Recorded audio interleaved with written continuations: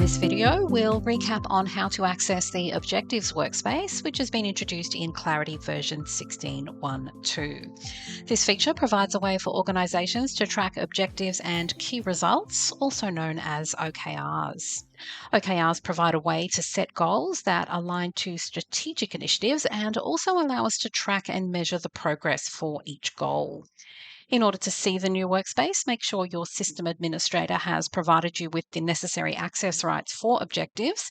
Once these have been provisioned, you'll see the new icon on your left-hand side menu.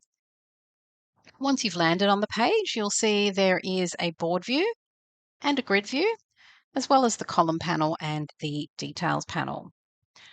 As a guide, OKRs should be comprised of a short objective that is qualitative in nature and 2 to 5 key results, which should be quantitative and therefore allow you to measure and track your progress.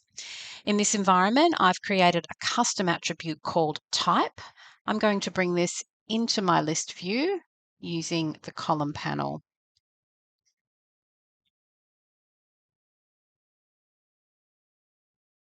This field is going to allow me to differentiate my value stream from my objectives. If you'd like to do the same, ask your system administrator to help you out by creating a new lookup and the custom attribute on the new objective object. In order to add a new objective, simply click on the plus symbol. The first one I'm going to add now is actually going to be my value stream. So I'm going to give it a name. I'm going to add my owner. And I'm going to select my type as value stream. I'm just going to add a couple more objectives. So let's add our objective around our key staff. We'll add the same owner for each. But in this case, the type will be objective rather than value stream. And I'm also going to select one more objective. Or create one more objective.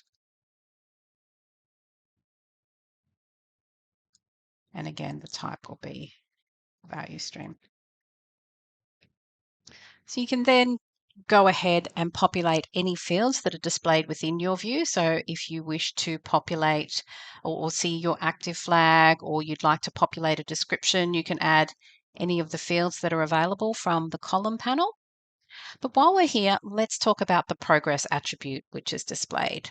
You'll notice if I'm double clicking in here, this field is not free text and it's not able to be edited. This is because it's a calculated field and it's based on the key result data that is entered within each objective. In our next video, we'll cover off on the entry of key results. For now, it's important to note the progress is the total key results progress divided by the number of key results. So as you can see in this environment, we have a tooltip added so that the detail is able to be viewed easily. I'm now going to jump over into the board view of the Objective Workspace. It's here that you can configure your Kanban board and choose your swim lanes and the color coding for your cards. So in this example, I'm going to go View Options, and I'm going to use that type attribute that I referenced earlier to color our cards. So I'd like to see my columns grouped by owner. So I'm going to select that. We can now see we have Jason, Manoj, Beth, and then let's choose, I'm not going to worry about swim lanes in this instance, but I'm going to sort by name and I'm going to color by type. So we'll now see each card is color coded and we can see value streams versus objectives. And when I close out of my view options, we'll be able to see our Kanban board.